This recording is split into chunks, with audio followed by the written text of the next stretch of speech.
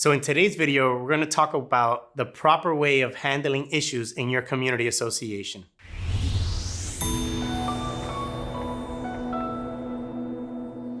Every board faces challenges when sitting on the board of directors, and those challenges can come from balancing budgets, managing projects, or even dealing with difficult residents. What makes a great board member from a mediocre board member is how they deal with the challenges that they're confronted with. So in today's video, I want to show you a framework that's going to allow you to reduce your frustrations, eliminate the time that you're wasting on challenges, and have a framework that will help you identify, discuss, and solve challenges that are currently going on within your community association. So the framework is pretty simple. It's a tool that we obtained from EOS, and that framework starts off with identify. So first you want to identify what's the root cause of the problem and not the symptom. Next, we want to discuss. So we want to discuss what the issue is once it's been identified. And then we want to discuss what are the facts around that issue. Make sure that we're getting all the parties that are involved in that issue and giving them an opportunity to voice their concerns or voice what their experience has been.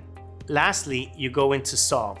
So once you're in solve, you're going to the process of understanding what are the actions that are going to be taken and who's going to be accountable for those actions.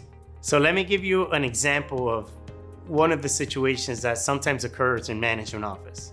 So imagine you're a board member and you have one or two residents that come up to you and say that they've been calling the management office and nobody answers the phone call. And instead of you grabbing that information, going to the management office, you get frustrated and you just go to the office and you make a complaint that nobody's answering the phone call and you're making this big ordeal, when in reality, you should have just gone to the office and sat down with the manager and go, I've received these two complaints. Those are your facts. And these individuals are saying that no one has answered. If you have processes and systems in place, then you can quickly grab that telephone number and get the facts. Did the person call the office? Did they leave a voicemail? What are the statistics for your association? So as an example, we've had this scenario happen to us.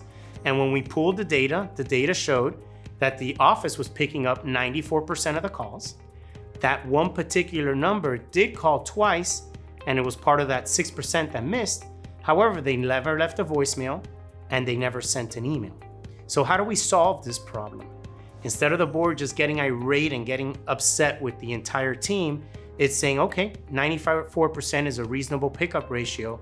Let's go ahead and reach out to that resident, let them know, understand what their problem is, solve their problem, and then at the end, give them a pro tip saying, look, we pick up 94% of our calls. Yes, we do miss a couple, but that's the team that we have. Leave us a voicemail or shoot us an email and you can expect a response at whatever service level agreement you have or SLA that you have at your office. So before we continue with the video, please share with us of any examples or how you and your community association solve challenges in an effective way. We love to be able to ping different ideas with you. Now let's get back to the video. So handling in the fashion where you identify what the challenge is, you went to the team to discuss it and see what the true facts are, then you're able to solve it in an amicable way where everyone wins and everyone gets a clear understanding of what the next steps are. While I know it may be a little bit difficult to take these steps because we have certain habits, in the years that we've been doing this and serving community associations, in dealing with challenges, understanding that many times challenges aren't the real challenge, it's a deeper root cause.